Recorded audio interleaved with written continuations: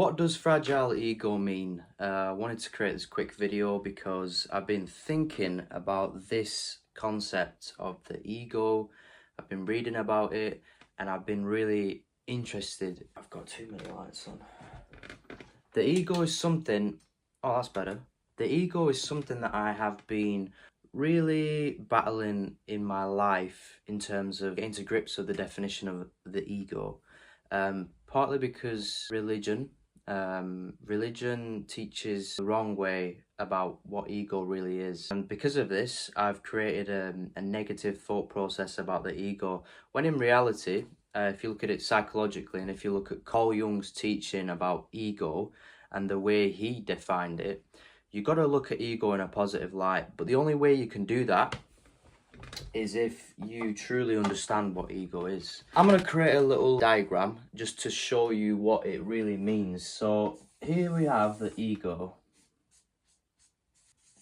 The ego is the center of your consciousness. So another thing Carl Jung was known for explaining was this idea of the self. Now the self, we'll write it here, is actually something that, the way I see it, it protects the ego. So the self includes the subconscious of your mind and the consciousness of your mind. So conscious meaning all the decisions you make, what's going on right now, and subconsciousness is what you think about in your dreams, your thoughts, your memories, your past trauma and all that. So these two is the self. So the self is the ego and the subconscious and the conscious. The ego, so technically it should be drawn like this. The ego is the consciousness.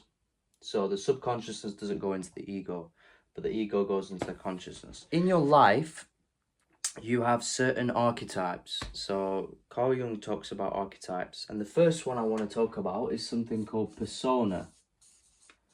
Have in mind that Carl Jung saw the ego in a positive light. He didn't see it in a negative way, because the ego is what shines a light in your life. It needs to be protected, and the way it needs to be protected is by looking at these different archetypes. I'll write down the other two. So there's two more archetypes which I'll talk about later on in the video if you stay till the end. Persona is a mask, and we all carry a mask. We wear a mask and we walk around each day, and this mask protects us as well. So this mask kind of helps us excel in society in a way. But there are people out there in the world, as you fully know, they kind of make the persona, make their life their persona. So their persona and their mask is everything. For example, a teacher, they can be so into their job that when they go home, they are still a teacher, and they still act like a teacher with their husband. They still act like a teacher with their kids. They don't act like the mum or the dad that they need to be, because the persona has become everything. Now, what does Carl Jung tell us about how our persona can help us rather than conflict with our actual self? So the way you do it is you integrate persona with the self, and you integrate it by letting it complement you. So instead of letting it dictate your life, you let it complement you. So you allow it to help you go out into life, live your life, but also remember that this is what's the most important. So essentially, the way I see it is we're growing our self. So this self becomes bigger. Once we incorporate our persona into our life and not make it our mask, but make it our friend, not our foe, but our friend, what happens is this part of ourself becomes our new self. So now what's happening is your ego is no longer a fragile ego. This is important. Keep watching if you're interested, right? Because it gets even more interesting. I'm going to move this because I'm going to write it here. The next part is what we call our shadow. Now our shadow comes out in times of stress. This is something that we deal with, in times of, uncertainty, in times of battling with our nerves and the stresses of life, really. And Our shadow is something that we've developed as we were kids. We suppress it, basically. And the reason we suppress it is because we see it in a negative light again. So, but you can also see the shadow as something that's almost like your superpower. It's almost like if you see your shadow differently and you make it your friend again, you build another, it becomes part of yourself. So, how can we do this? Let's think about some actionable steps, how we can make our shadow our friend. You can embrace it. You can literally just see it for what it is and not try and suppress it and cover it. For example, when you are stressed and you do start to act up, and for example, instead of being your own true self, you start to become this gossiping liar and manipulative, you got to see it for what it is and accept the fact that it's there, but not let it dictate you. You know how they say keep your enemies closer than your friends? Keep your shadow closer than what you truly think is your enemy, because that's not your enemy. Now, this last one is actually my favourite one because it's a very interesting one. And it's something called Anima. I think it's Latin, and Animus. Now, what Carl Jung realised was that in every person, and this is hugely generalised because it can sway in different directions, but in every person, we have contra-sexual desires, concepts in ourselves that help us become more human. That's how I like to see it. For example, as a kid, I used to cry a lot. Now that is my anima. So inside me, psychologically, I had a more feminine side, and this is completely generalized.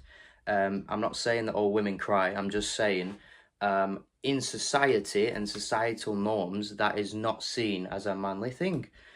Whether it was because I was a child, I was crying a lot, or whether it was because of my own anima, I truly believe that as a young man, as a young guy, I used to cry more than the average male around me. So between me and my brother, I used to cry more than him.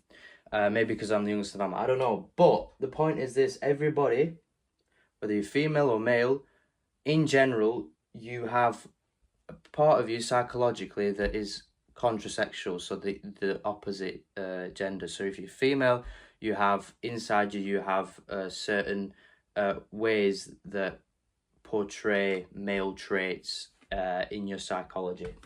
And this also is super important. When you embrace that, understand that that is there, and you use it to your advantage, for example, in building relationships, in your career, you will excel. And then that becomes your new self. For example, society would tell you, no, you need to man up, or no, you need to be more of a woman.